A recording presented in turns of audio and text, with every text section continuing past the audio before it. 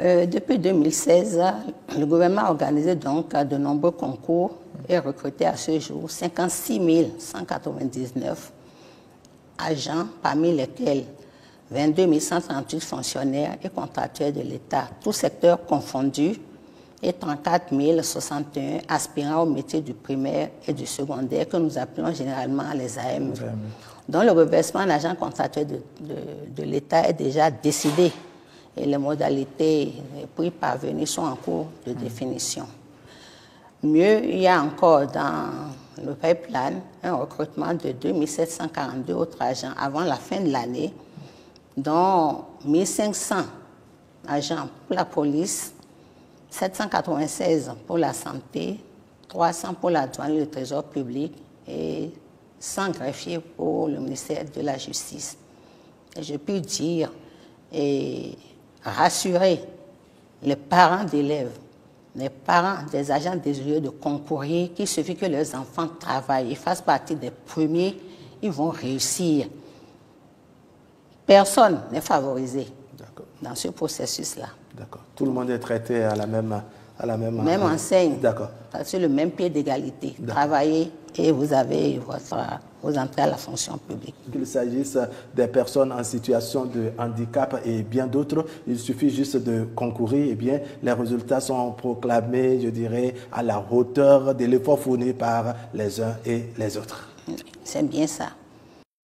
En dehors des nombreux efforts fournis déjà dans le cadre de l'organisation et du traitement des concours, une plateforme des concours bientôt disponible pour tous les candidats et ceux dans tous les secteurs. Lorsqu'on lance les concours, tout le monde rue vers le même point pour pouvoir déposer le dossier. On assiste même à beaucoup de files d'attente et pour réduire cette file d'attente, cette plateforme leur permet désormais, depuis leur maison, depuis leur lit, de pouvoir postuler à un concours. Il suffit de pouvoir s'inscrire sur la plateforme qui est en cours d'expérimentation. Une fois que tu t'inscris, que tu as un compte sur la plateforme, tu as tout le temps pour apprêter ton dossier. Et là, tu attends qu'on lance un concours. Lorsqu'on lance un concours aussi, c'est ceux qui ont déjà un compte sur cette plateforme qui ont la primeur de l'information parce qu'ils ont l'information déjà dans leur mail.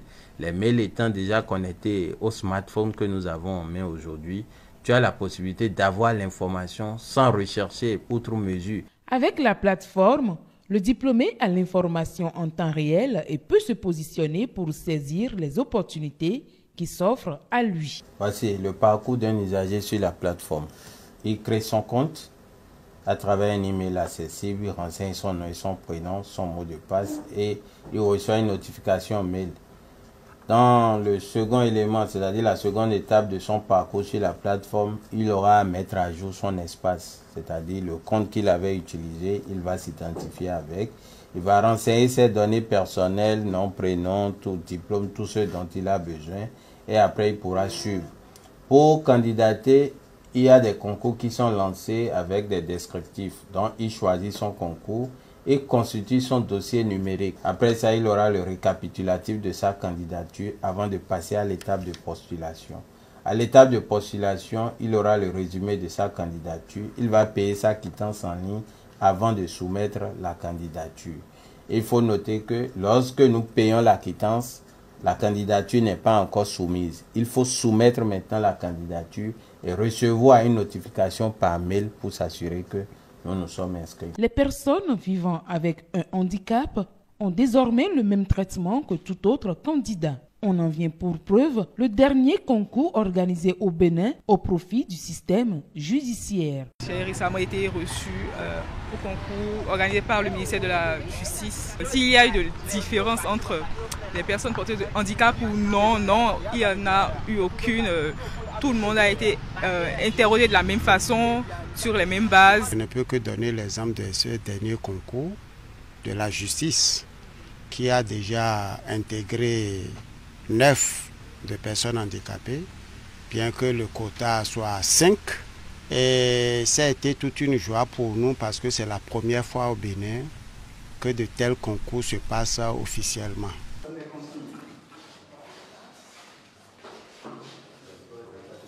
Je pense qu'aujourd'hui, les concours sont organisés avec une certaine précision, une certaine diligence, que je ne vois rien à reprocher à tous ces concours.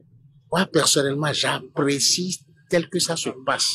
Dans la petite histoire, il y a eu des concours à la CNSS qu'on a dû annuler parce que c'était entaché de fraude, d'incorrection et d'incongruité.